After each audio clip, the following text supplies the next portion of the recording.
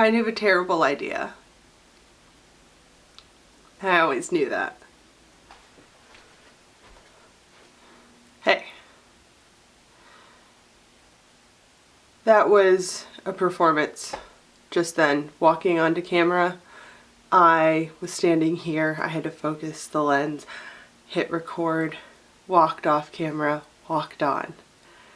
Performance on YouTube is something that I want to talk about today. That and the idea of breaking the YouTube fourth wall. Now, what does that mean? What does it mean to break the fourth wall of YouTube? Well, breaking the fourth wall in film is acknowledging the audience. Whether with a glance, whether talking directly to them, think of Ferris Bueller. So how do you break the fourth wall in YouTube? Because acknowledging your audience is arguably the point of YouTube. My idea, my theory for how to break the YouTube fourth wall is to simply acknowledge that I am making a YouTube video. It's weird. It is weird, yet it is also extremely popular to do. There are so many YouTube videos, there are so many YouTube channels, so many people are doing this. Did I do it?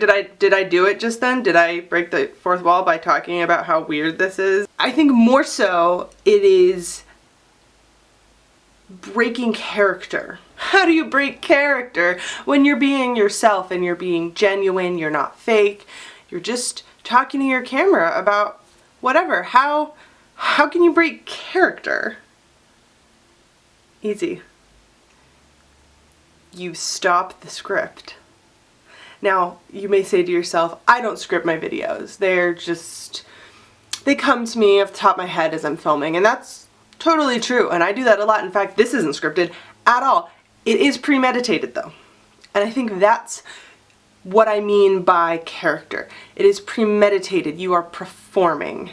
Even if it's a simple booktube video where you're talking about your favorite book, it is premeditated because you have a goal.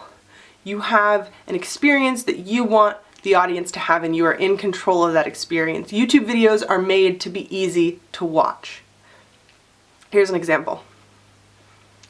Hey everyone, how's it going? Today I decided I was going to talk to you about one of my favorite books of all time. I'm really excited to talk about it because I just love talking about it, because this book is like, I don't know, I could read it so many times. It's a really, really good book. So I'm very excited to share it with you, and maybe if you've read it, let me know in the comments if it's a book that you like. I made that up right now. I did not script that. That's something I totally made up. It was improvised. It was still performing though.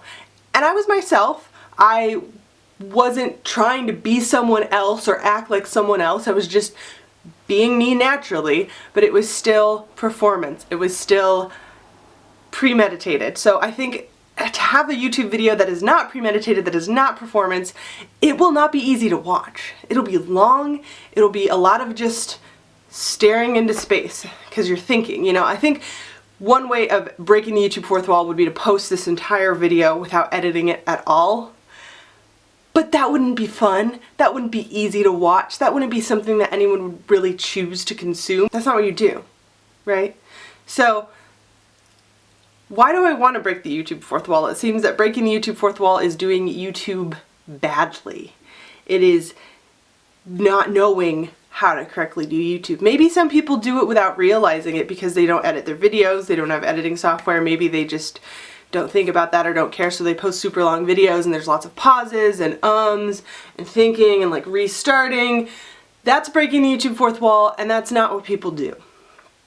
Although sometimes I have the urge to stand up in the middle of the theater and scream, "We don't have to do this!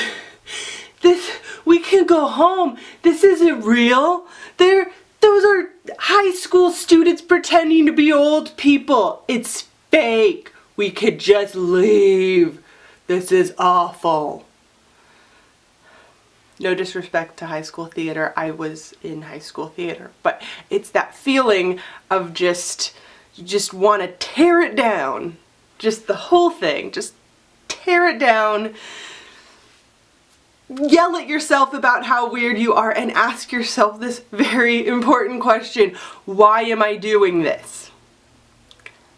Why am I doing this? Why? Why do I choose to spend my free time talking to a camera, then editing it, then uploading it to a website where I will feel like a failure if it doesn't get more than 50 views? If it gets no comments, then it will have been a failure. In this current society of social media, and I love social media so much. I love social media. But if I only get 3 likes on an Instagram post, then I am not valuable. I am not worth anything. I'm worthless. And it is a horrible feeling. And I know it's not true. I know these feelings are not, the feelings are valid, but they're not based on truth. Of course, I am worth something. You are worth something. I used to make videos, films, movies, back in college when YouTube was in its infancy, and I never posted them to YouTube, and it didn't matter how many people saw them. Most of the time, the most people who would watch these films were the people that made them. And we would watch it after it was edited together in a room, and it would just make us so happy. We were so proud of ourselves and so satisfied with what we had made. And if one other person, an uninvolved party, was there and watched it and said, hey, that was kind of cool, that was it. That was all we wanted.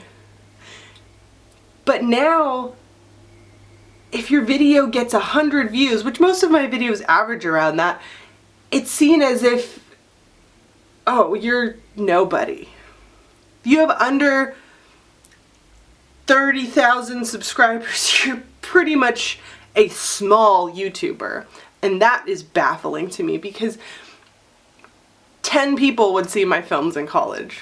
Why make YouTube videos if nobody watches, or if only 100 people watch? Only.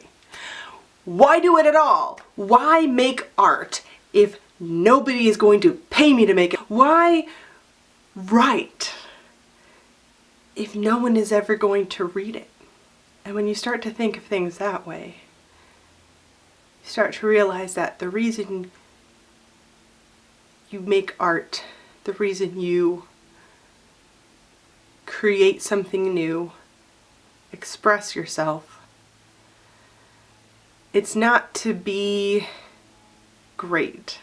It is simply to make. And I think YouTube is difficult to put in the same category as writing or as drawing because it is so public and it is so valued based on numbers.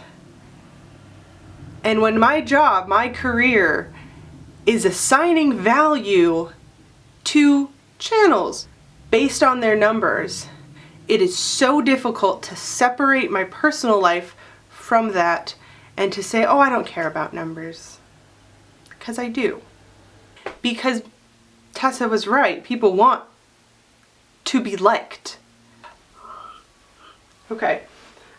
This is going to be the hardest video to edit because I'm all over the place with these thoughts. But basically, bottom line, why am I doing this? What is this? Why should you care? I think that the reason I do this is because I do this. I just keep doing it.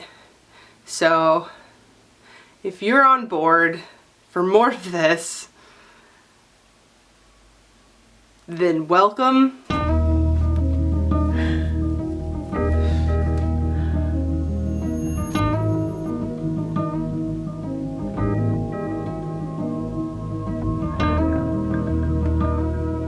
It's kind of a terrible idea.